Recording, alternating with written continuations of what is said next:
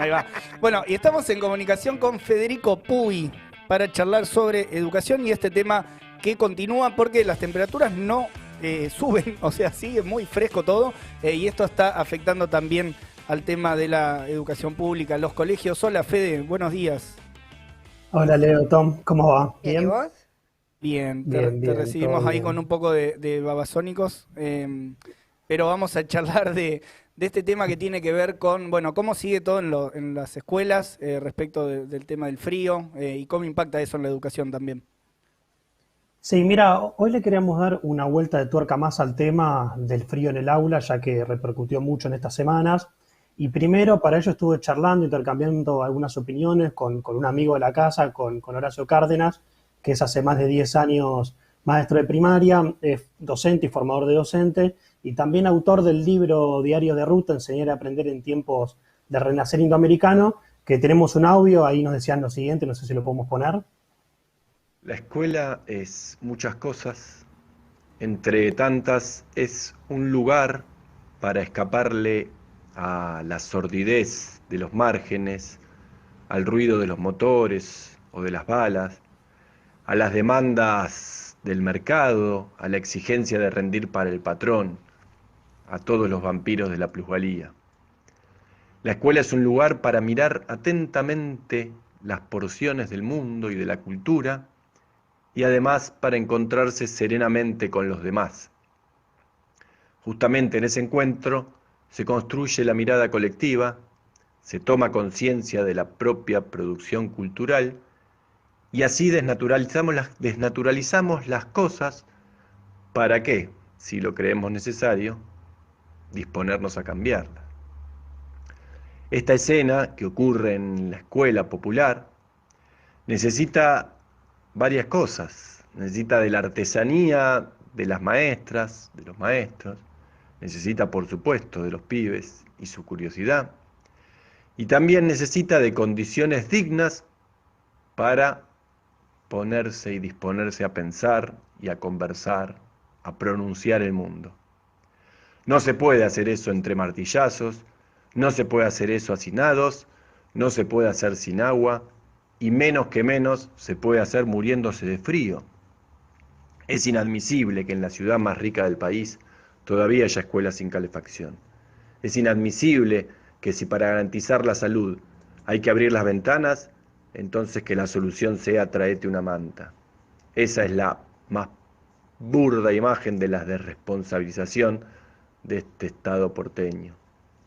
Pelear por condiciones dignas para trabajar, tanto para niños como para adultos, también es enseñar. Bueno, interesante lo que escuchábamos ahí de Horacio Fede. Acá fueron llegando también varias denuncias respecto a estas, algunas de las situaciones que comentaba él, y también él comentaba lo de Ciudad de Buenos Aires, ¿no? Pero ¿pasa solo en la ciudad o es una situación un tanto más extendida?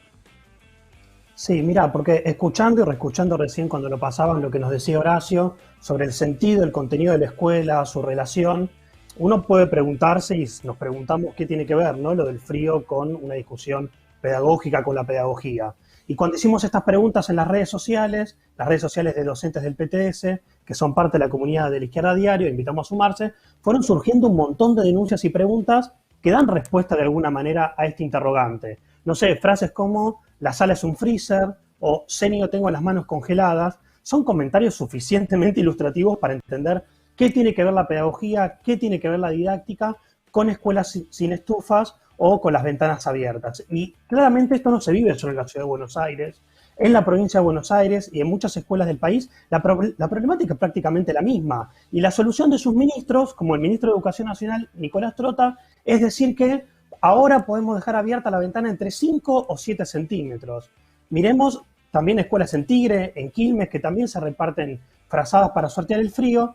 Y en este sentido, yo estuve leyendo estas semanas y rescataba un texto de Paulo Freire, con quien a 100 años de su nacimiento hicimos un debate, un contrapunto en el suplemento Días de Izquierda, nota que invito a leer, donde miren lo que decía el pedagogo brasileño. A todo esto escuela. Es un texto escrito en 1991, compilado en un libro, La educación en la ciudad, donde Freire dice que la única manera de decir que respetamos a los niños y niñas, maestras, escuelas, a familias, con decencia, usaba esa palabra, con decencia, es exigiendo respeto a los escritorios, a las paredes de las escuelas, a sus puertas, y que solo así podemos hablar de principios y valores.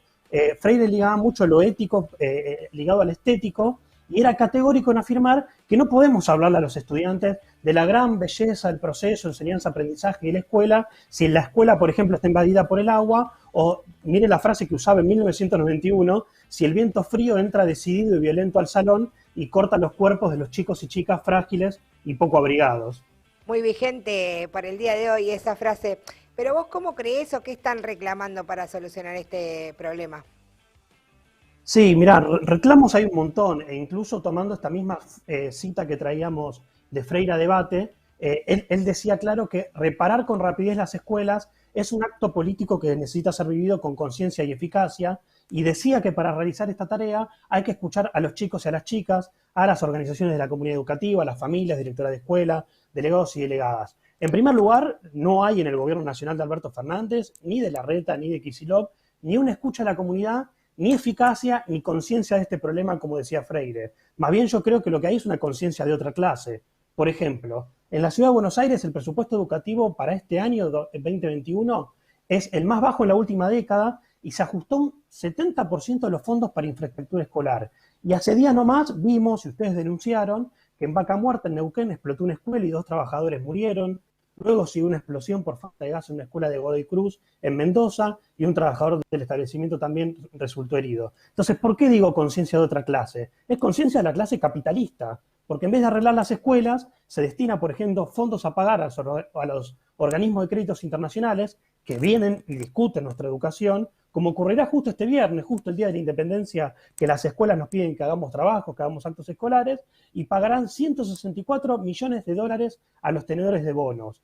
Todavía queda pendiente en negociación de deuda con el Fondo Monetario y con el Club de París. Miren todo lo que podríamos hacer con ese dinero para las escuelas. Yo creo que hoy los funcionarios políticos, que son, en términos de Freire, de la pedagogía del opresor, son el Estado burgués, los opresores, deberían tuitear menos con frases de Freire, y nosotros, que estamos discutiendo y luchando por poner todo el dinero que se está entregando para el Fondo Monetario para arreglar, por ejemplo, todas las escuelas del país en esa frase que decimos de plata para las escuelas, no para la deuda. Y hoy los invitamos todos a participar porque nos estamos organizando, estamos luchando por esto. A las 17 horas en Lugano, Pola y Avenida Santa Cruz, la Asamblea Permanente de Lugano va a realizar un corte con estas y otras demandas organizada por docentes y estudiantes que invitamos a participar. Ahí va. Hoy a las 17 horas entonces, Fede. 17 horas en Pola y Avenida Cruz en Lugano. Fue convocado por la Asamblea Permanente de Lugano, donde hay un montón de escuelas junto con sus estudiantes que van a convocar este corte. Bien, muy bien. Queda hecha la convocatoria entonces.